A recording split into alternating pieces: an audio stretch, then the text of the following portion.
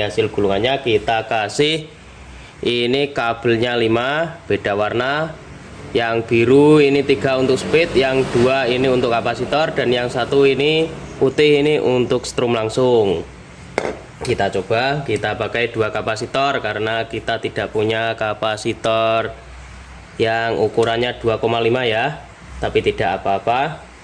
Seperti ini kita coba. Yang hitam ini untuk kapasitor, dan yang biru 3 ini untuk speed. Kita coba. Nah, untuk penyambungannya seperti ini. Kita coba langsung. Ini kita lihat putarannya kencang atau tidak. Kita colokkan. Ser. Nah, terlihat ya. Terlihat kencang ya, seperti ini. Terlihat kencang. Nah, kencang ya.